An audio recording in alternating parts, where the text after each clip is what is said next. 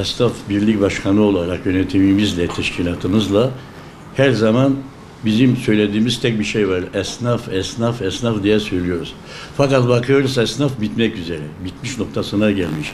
Esnaf açtığı gibi kapatıyor. Yani Siirt çıkmaz bir sokak olduğundan dolayı iş yok. Bu son zamanlarda da köylerden gelen şehre göç edenlerin de bir iş çapası için geliyor. O da iş açıp çalışamıyor. Çalışmayınca kapatıyor işini. Artık bittik biz. Esnaf teşkilatı olarak bittik. Bizde bağlı 13 odamız var, mesleki odalar. Hiçbir odamızda ayakta duracak hali kalmadı. Ne olacak bu bizim yani gidişatımız? Bizim buradaki iş adamlarımıza sesleniyoruz. Gelin burada iş sahası açın diye biz yardımcı olacağız. Çantalarını taşıyacağız. Hizmetkarlarını olacağız. Yeter ki istihdam sağlansın Siirt'te.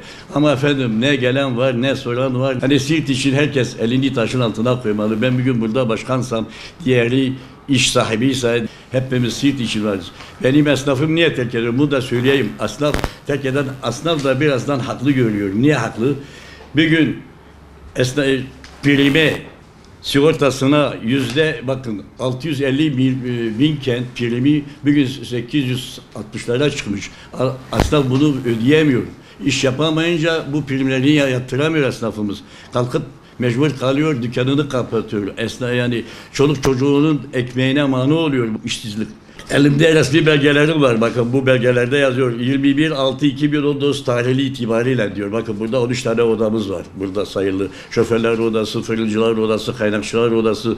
Bunlar 21.6.2019 tarihinde bakın 6.000'den 4.636'ya düşmüş sayı. Bakın bu resmi gösteriyorum size bakın. Bu hal böyle olunca esnaf bitmeye gidiyor. Esnafın da beklediği bir şey var. Nedir? Devletten bekliyoruz biz. Devletten artık devlet bize herhangi bir esnaf kefalette oradan para sağlayıp da bir iş kursun diye oradan çekiyoruz. Biz kredi çekiyoruz. Bu kredilerin fazlalaştırılması bizim için fazlalaştırsınlar ki esnafımız çeksin de bir iş sahası açsın. Yani devlet eğer el uzatırsa esnafımız iyi iş yapar. Ya devlet yapacak bize ya da bizim iş adamlarımız gelip burada iş sahası kurup istihdam sağlayacak. Başka bir çaremiz yok. Biz bunu hep söylüyoruz. Bakın burada 1.1.2019 tarihinde gene 13 odanın sayısı söylüyorum size. 3391 gittikçe düşüyor. Burada 4636 burada 4391'e düşmüş. Yani gittikçe düşüyor bu esnaf sayımız. Bu birlik kalkacak. Ne yapacağımızı bilmiyoruz. Şaşırdık kaldık. Bölge olarak böyle yalnız Siirt değil demiyorum. Bölge olarak Bitlis, Siirt, Batman, Şırnak, Mardin hep soruyoruz. Biz gidip geliriz toplantılara katılıyoruz. Ayda bir Ankara gittiğimizde onlar da aynı şekilde yani kendi işlerimizden korkuyoruz. Acaba ne olacak diye. Esnafım ne yapacak şimdi? Şimdi esnaf haklıdır. Ne yapsın? Ya terk edecek. Sigortasını ödeyemiyor. Primini ödemiyor. Gidip terk et. En iyi diyor ki ben terk edeyim de çekileyim bir kenara çekileyim öyle düşüyor esnafı. 6.000'den 400'e geldik yani bu açık bir şey var ortada. Yeni açan da var. Yeni açan fakat terk ederler hemen yeni açanları geçiyor böyle. Yeni açanlar da gelip böyle 1-2 ayda kapatanlar oluyor. Yeni açıyor, iş yapamıyor, mecbur kalıyor. O masraf ettiği cebinden gidiyor ve kapatıyor.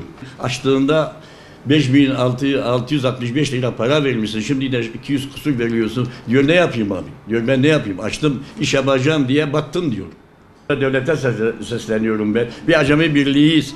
Açabilseler, acemi birliği burada olsalar ya da cumartesi, pazar da er ve erbaşlarını çarşıya salsalar. Bakın her zaman ben bunu söylüyorum. O sayın devletimize de söylüyoruz. Toplantılarda da dile getiriyorum. Cumartesi, pazar er ve erbaşlar insinler. Alışverişte bulunsunlar. Yetkililer bunu yapsalar, bize yardımcı olsalar, biz de yetkililere yani yardımcı değil, hizmetkar olacağız. Yetkililer bizi artık dinlesin biraz. Bakın biz medet umuyoruz. Yardım istiyoruz. Yetkililer bize bir yaparsa biz onlara 100 yaparız. Bakın biz esnafız. Yani esnafsız olmayan bir ülke yenilmeye mahkum. Esnaf bugün devletin bir sağ damarıdır esnaf. Vergisini devlete ödüyor mu ödüyor. Kazandığı paranın %20'sini devletine ödemektedir. Yani şimdi biz bu vergiyi öderken de gurur duyuyoruz. Niye gurur duyuyoruz? Benim esnafım yani berberim, terzim, fırıncım, marangozum bu parayı ödediği zaman gurur duyuyor. Niye? Bunlar hep önümüzde okul, baraj, hastane olup Yani hizmet oluyor, köprü oluyor, evet baraj olur. Ama biz bunun şeyinde değiliz. Biz çalışalım ödeyelim. Ama biz çalışmadıktan sonra ödeyecek bir şeyimiz olmaz ki. Para kazanıp da öyle ödememiz lazım. Yani adaletli bir vergi, adaletli bir iş olsun. Adaletli de biz de gidip seve seve ödeyelim. Ve biz hala da ödüyoruz. Biz her ödediğimizde bir kuruş vergi için biz gurur duyuyoruz bu vergide. Çünkü devletimize ödüyoruz. Her ödediğimiz bir kuruş vergi de bize hizmet dönüp önümüze sergiliyor. Bu güzel bir şey. Fakat çalışmayınca, kazanamayınca nereden ödesin ki?